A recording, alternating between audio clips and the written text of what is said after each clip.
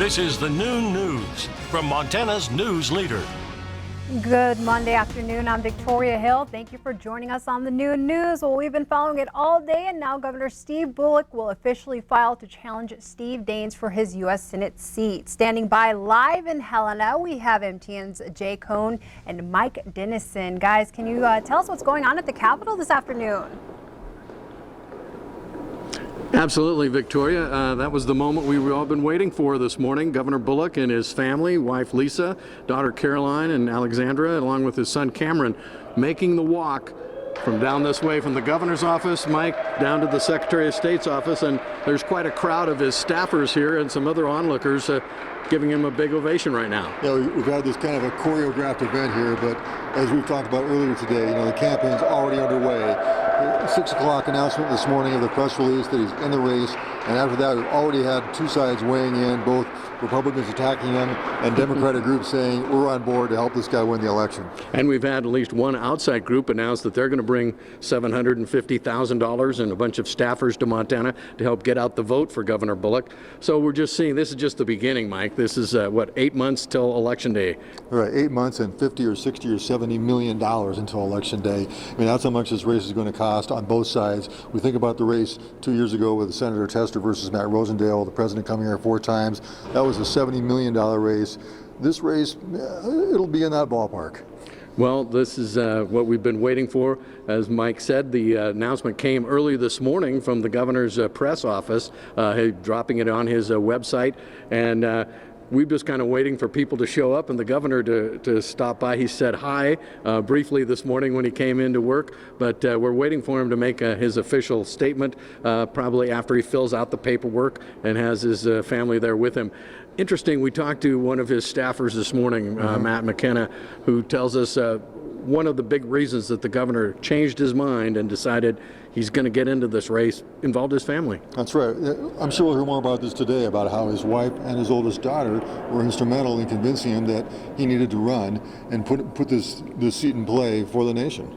And Jay and Mike, I wanted to ask a question here. You've been talking about the money that's going to be involved, but I also want to ask, what do you think the outlook and the nature of this Steve versus Steve matchup might look like in the months to come?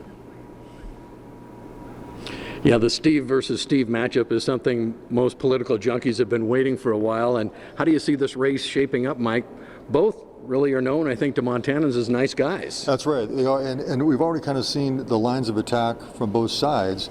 Bullock talking about his record, and Republicans saying that he's just kind of he's just coming into the last second just because he got some pressure. I don't know if that's the case, but I think we have yet to really see how this is going to unfold. There are so many months ahead, so many millions of dollars to be spent, and what will be the issue that we're not expecting that will turn the race? I think we're going to see that happen at least 2 or 3 times. There you go, Victoria. And it's kind of the pressure. We even were told that his daughter was getting pressured at high school with her friends coming up and saying, is your dad going to do this or not? And speaking of that, he did wait till the very last minute to make this happen. So being this close to the deadline, is this something that can hurt or help his campaign? What do you guys think? Is it an advantage or a disadvantage, Mike, at this late date on the last day of filing season to jump into this important race? Well, as we talked about earlier today, it's almost kind of a double-edged sword, because we have him, if he would have got in a year ago, he would have sustained just attacks one after the other. He would have been able to raise a lot of money, but now coming in late, he kind of comes in with something of a clean slate. At the same time, they're going to use a lot of statements he made during their presidential campaign possibly against him. That's what's going to be the attempt, saying he went tack too far to the left in that race. But again, he's coming in very well known against one of the top political figures in the state. Name recognition is not a problem. Money's not going to be a problem. It's going to be who turns out the votes and who comes to the polls on Election Day. And a big focus nationwide, Victoria, with the Democrats hoping to flip the majority in the U.S. Senate. This is going to be one of the key races, and it goes from Montana being an all-red possibility to at least a purple state. Would you agree, Mike? Well, yeah. I mean, this is now, they consider this one of the top 5 races, U.S. Senate races in the country that Democrats think they possibly could flip, which is what they're going to need to take control of the majority this November. So lots yet to come. The governor is just filling out his paperwork, and he'll have a statement for us in just a few minutes. We're going to go down and ask him some of the tough questions that I'm sure he'll be fielding for many weeks to come as he gets this Senate race under control. So, and off the out of the block, so to speak. Although both sides have been waiting for this a long time, it's obvious the Danes people knew this was the strong possibility, Mike. They've already got all the guns ready to go. Yeah, they've been saying for many months that we think Steve Bullock could get into the race. They've been preparing for it all that time, and certainly within the last week when it became pretty clear that he had changed his mind and was going to get in. And Governor Bullock, you saw on the video they put out this morning at 6:10, they had that all ready to go as well, using a lot of what he has accomplished in his 2 terms as governor.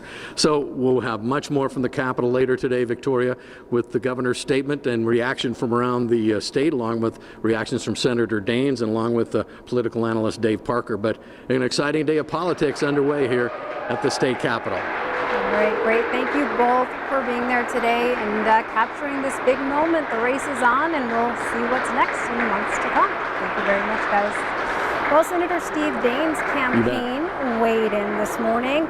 Now, they don't lack any confidence, saying in their statement, quote, "We're going to win this race because Steve Daines is always on Montana's side, fighting for more high-paying jobs against big government and defending Montanans' way of life. From protecting our pocketbooks, veterans, public lands, and Second Amendment rights, Daines always puts Montana first, and Montanans know they can always trust him to continue doing so when he's reelected in November." Now, before today, the favorite to receive the Democrat nomination for the Senate race was Bozeman's Cora Newman. Now she's clearing the way for the Montana governor, announcing she's dropping out of the race to endorse Bullock. In a press release this morning, Newman said, "It has been a great honor to run for Senate over the past 5 months. We've been building a powerful, well-funded campaign. Despite that success, I know that what matters most is that we come together in the effort to beat Senator Steve Daines. That is why I'm throwing my support behind Governor Steve Bullock.